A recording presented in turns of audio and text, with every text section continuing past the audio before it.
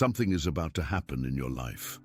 Not tomorrow, not next week, in the coming days. And when it arrives, it will be sudden, without warning, without dramatic signs. It will simply happen.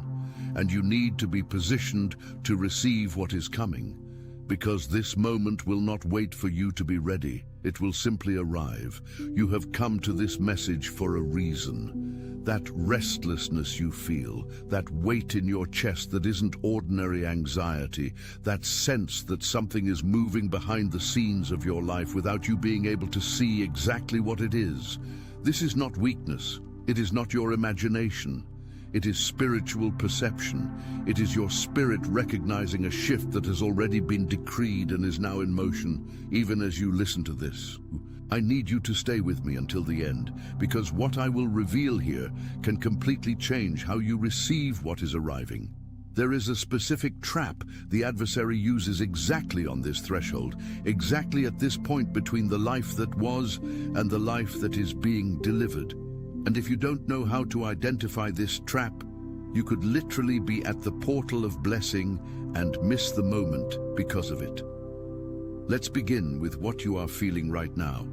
You have been carrying a weight you can't properly explain to the people around you. When someone asks how you are, you say, "I'm fine," because you don't have simple words to describe what you are walking through. It's as if you are in two places at once, still living in the remnants of a difficult season, but already smelling the scent of something new arriving. This is exactly the space sacred texts call the threshold. And it is the most dangerous and most sacred place that exists on the spiritual journey. Dangerous because it feels empty. It feels like nothing is happening. And when nothing seems to happen, the mind begins to construct theories. It begins to revisit mistakes. It begins to list every time you failed, every prayer that seemed unanswered, every promise that seemed to dissolve into thin air. The human mind, especially after a certain age, has already accumulated enough stories of disappointment to create a robust file of evidence against hope. You know this file. You probably opened it this week. Attention, you need to prepare now. I put together an exclusive resource for those who feel set apart for something greater, but live surrounded by noise, distractions, and mental overload. This is a 30-day journey that will transform your life. A guided path to armor your mind and prepare for what's coming with daily practices of focus, boundaries, and discipline. Stop negotiating with the noise. Learn to spot distractions before they control you. And strengthen your mind. Also available in an immersive audio version. Over 10 Zuru readers have already transformed their lives through the 30-day journey. Thousands of people have already started this transformation. People like you who are tired of living in the fog. Ordinary people who decided to stop accepting mental chaos. Take advantage of this limited time offer only this month. Access your link just below in the pinned comment. This morning, that moment when you went to sleep and before sleep arrived, your mind began to play the slides.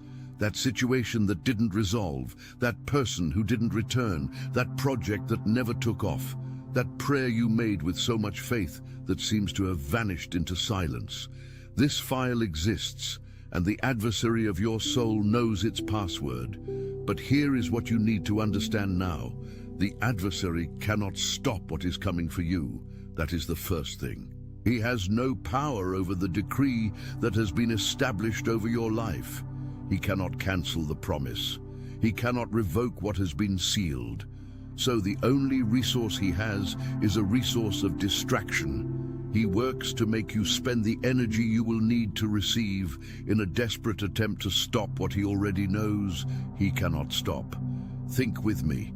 If a man knows a train is arriving at a station at 10 in the morning and he has no power over the tracks, over the engineer, over the speed of the train, the only power he has is to try to get you off the platform before 10. That is exactly what is happening with you right now. Let me speak about something very few people perceive when they are walking through this season. There is a specific moment the adversary uses as his main ammunition. It is not the moment you failed in an obvious way. It is not that time you know you messed up and are repentant. It is a different moment. It is that moment when you held your peace. That moment when everything inside you wanted to react, wanted to respond, wanted to defend, and you chose silence. You chose not to enter the conflict. You chose to pull back.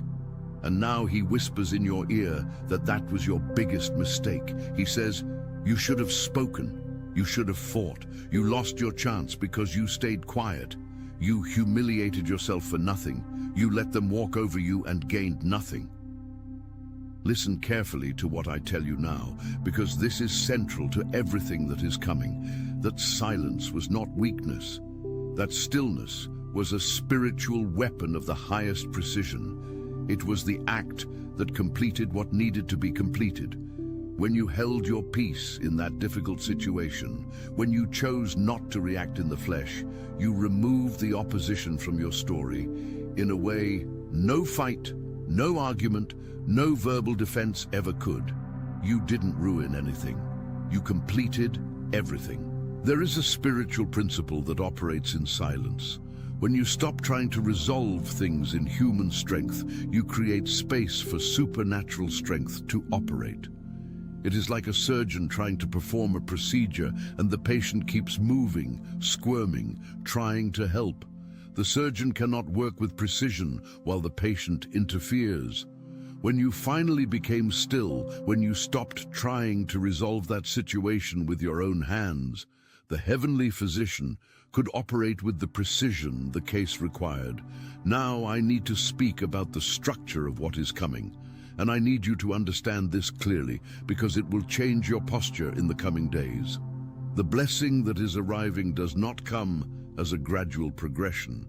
It does not come like a ladder where you climb step by step and notice the advancement over time. It comes as a turn, a change of scenery, a specific moment where the before and the after are clearly distinct. Scripture is full of examples of this pattern. Joseph spent years in prison, and in a single day he was taken from the cell to the palace.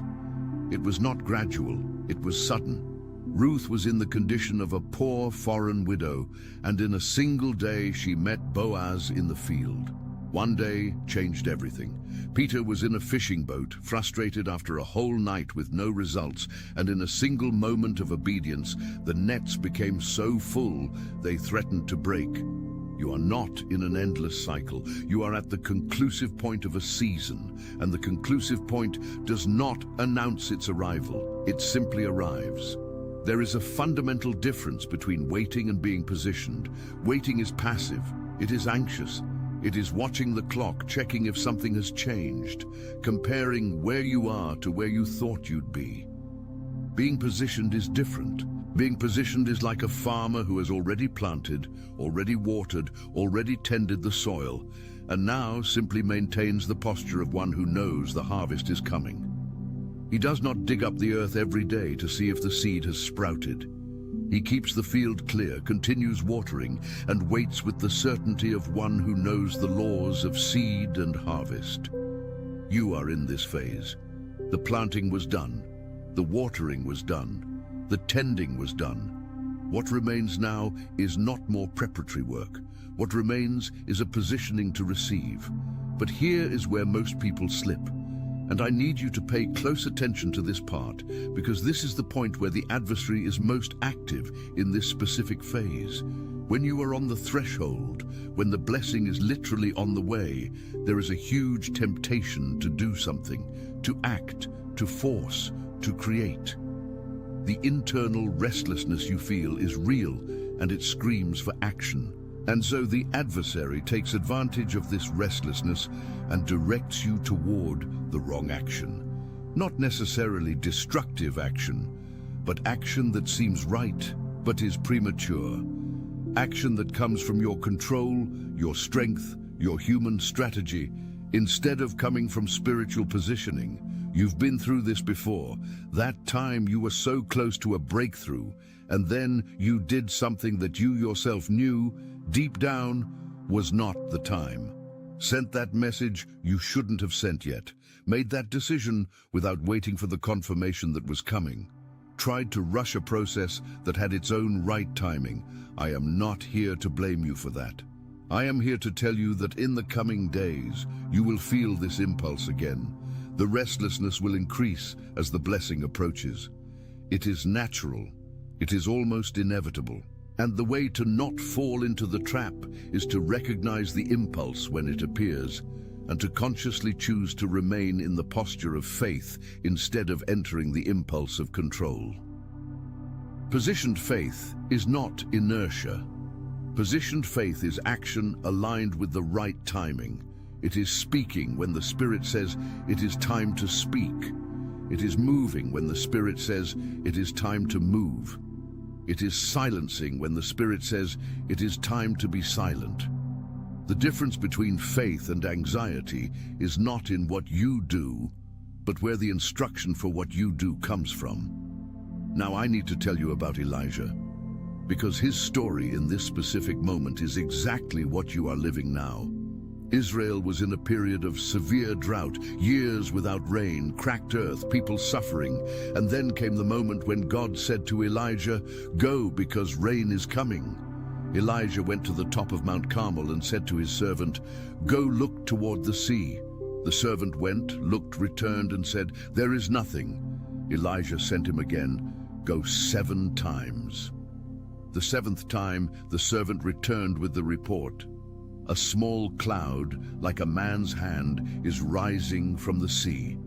And Elijah, based on a tiny cloud, declared, "Go up and tell the king, prepare your chariot before the rain stops you."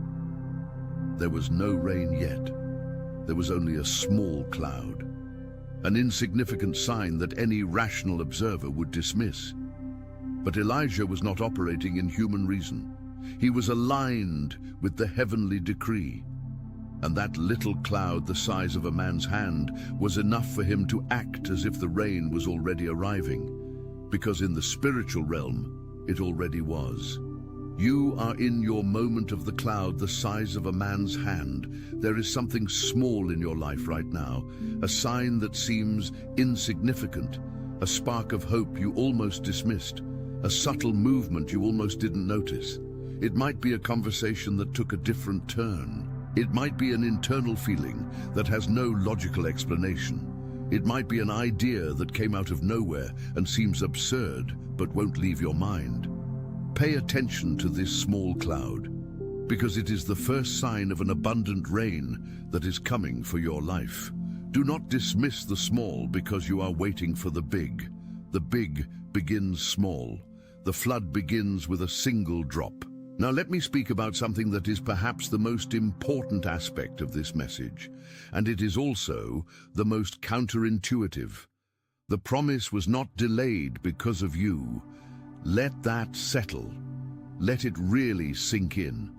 The adversary works tirelessly to convince you that the delay is the result of some failing of yours. He is extremely specific in this lie. He doesn't generically say, "You don't deserve." He points to the exact moment. He says, "Remember that day you made that wrong choice. That's why." Or remember that season when your faith was weak, you missed the window because of that. He uses real memories, real situations, real failures, and constructs a narrative where you are responsible for your own delay. And here is why this lie is so effective, because there is an element of truth mixed into it. You did make choices that could have been better. You did have moments of weak faith. You did err in some situations. That is real. But the conclusion the adversary draws from this real material is completely false, because the celestial decree over your life is not based on your performance perfection. It is based on the faithfulness of the one who established it. And that faithfulness does not depend on your fluctuations. It remains stable while you go through the human cycle of strength and weakness, certainty and doubt, advance and retreat. It does not move when you move. It does not retreat when you retreat. It remains firm. And more than that, what you interpreted as a setback was, in truth, part of the strategy. Each apparent delay was building something that a rapid advance would not have built. Each moment of waiting was developing an internal capacity you will need exactly when the blessing arrives. Because blessing without internal preparation is like water in a cracked vessel. It enters and immediately leaks out. The time you spent on the threshold was not wasted time, it was formation time. It was the period where the interior was being aligned with the exterior that was being prepared. Now I need to ask you something directly. Can you receive? I'm not asking if you deserve. I'm not asking if you have enough faith. I'm asking if you can receive. There are people who pray for years for a certain blessing, and when it finally manifests, they find a reason to reject it. Not consciously, not deliberately, but there is an unconscious pattern built over years of disappointment that says this is too good to be true, that finds flaws in what was gifted, that sabotages the reception before it is even complete. Do you know this pattern? Have you experienced something similar? The capacity to receive is a spiritual skill that must be actively cultivated, and it begins with a posture of anticipatory gratitude. Not forced gratitude for what hasn't arrived yet, as if you were convincing yourself, but a deep gratitude for what has already been done, for the journey, or for the protection you didn't always see but that was operating, for the times the worst did not happen, for the ways out that appeared when there was no way out, for the people who arrived at the right moment, for the fact that you are here, in this moment, on this threshold, still alive, still hopeful, still able to receive. This state of genuine gratitude opens the spiritual field for reception. It's not magic, it's alignment. It's placing the heart in the right place so that when the blessing arrives, it finds receptive ground. I want to speak about what will happen in the coming days in a very concrete way. You will feel a growing tension. It may manifest as anxiety. It may manifest as irritability. It may manifest as weariness without apparent reason. This is the sign that you are in the final stretch. It is like that tension on a rope just before it snaps. It is the final pressure of what is about to end. Do not interpret this tension as a sign that something is wrong. It is the opposite sign. It is the sign that something is about to happen. Birth is preceded by the most intense contraction. The rain is preceded by the heaviest silence. The dawn is preceded by the darkest hour. If you are feeling this, if this tension I'm describing resonates with what you've been living, then you are exactly where you need to be. You are in the right position, at the right time, with the right disposition. What you need to do in the coming days is maintain this posture of active positioning. Here are concrete elements of that posture. The first is strategic silence. You don't need to announce what you are expecting. You don't need to explain to anyone what you are sensing is coming. Silence protects what is being gestated. There are things that when you speak of them before their time, you open unnecessary gaps for the doubt of others and sometimes even for your own. Keep in secret what is still being formed. The second is the protection of your attention. In the coming days, the adversary will try to hijack your attention towards situations that have nothing to do with what is coming. He will try to involve you in conflicts that are not yours. He will try to drag you into conversations that drain your energy. He will place distractions in your path. Guard your attention. It is a precious spiritual resource in this moment. The third is internal declaration. I'm not talking about shouting out loud, though that also has its place. I'm talking about an honest conversation you have with your spirit, with God, where you declare, I am ready. Not in the sense that I have just become perfect, but in the sense that I choose to be positioned to receive what was promised, that I open my hand, my heart, and my life to what is coming. This declaration has real spiritual weight. The fourth is to continue living. This may seem the most obvious, but it is what most people ignore. When we are waiting for something big, There is a tendency to suspend life while we wait, as if real life would only begin when the blessing arrives. But the blessing often arrives exactly in the middle of normal life. Joseph was doing his prison work when he was called to the palace. Ruth was gathering grain in the field when Boaz saw her. Peter was mending nets when Jesus arrived. Continue living. Continue being faithful in the daily routine. Continue being excellent in what is in your hand. The blessing will find you in movement, not in paralysis. I need to speak now about the people around you at this moment. Not everyone who is in your life today will fit into the life that is coming.